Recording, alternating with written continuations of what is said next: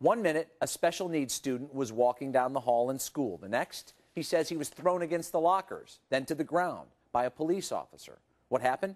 You're about to see the video for yourself. 2 investigator Dave Savini has the story of a painful lesson.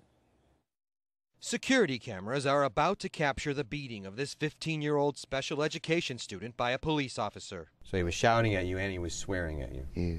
Marshawn Pitts says the officer started by verbally abusing him because his shirt wasn't tucked in. I was tucking my shirt in. But it's what happens next after the officer puts down his coffee that had Marshawn Pitts worried for his life. It was just like, boom. He says he was blindsided by the officer, thrown into lockers, and struck repeatedly. Where did he hit you?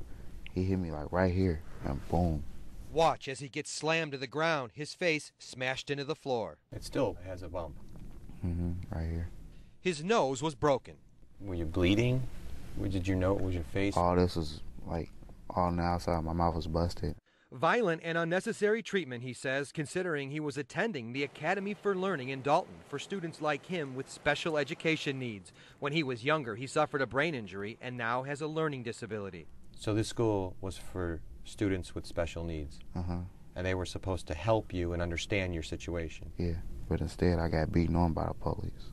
The officer was in his face because he didn't have his shirt tucked in. Ed Mansky is Marshawn's attorney. And that's the officer put in that school to protect these kids. And instead of doing that, this officer is literally assaulting this kid. That's a big officer, too. The officer in question was a Dalton police officer, and the hold he puts Marshawn in can be a dangerous one. He's on top of this Right. young man, okay? Right. That's called a face-down takedown. Yes. This type of physical restraint has killed students, says Zena Nadich from Equip for Equality, a legal advocacy group that fights for the rights of people with disabilities. It's called a face-down takedown. A face-down takedown. Takedown, and kids often, and adults, die because they can't breathe. This Government Accounting Office report was released in May, just 1 day before the officer's use of the hold on Marshawn. The GAO study found face-down takedowns led to at least 20 deaths nationwide. Currently, 8 states prohibit the use of this hold. Illinois is not one of them. So we don't actually know how common these incidents are, and that's outrageous. I couldn't breathe. Were you begging him to stop? Yeah, I was like, let me up. He's getting a beating, and he's getting a beating on an issue that has nothing to do with danger. It has to do with dress code. No one from the Academy of Learning in Dalton would talk to us about the alleged abuse.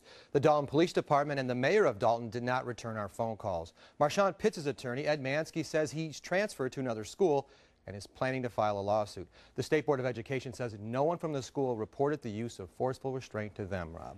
You know, a lot of times when we see video, you hear somebody say, well, you didn't see the whole video, you didn't see the whole story. Has anybody explained why somebody with his shirt untucked would face that kind of beating? No explanation at all, Rob. We're waiting to hear that. We did get the video, but no one's talking about it. All right, well, if somebody decides to talk, I'm sure you'll let us know.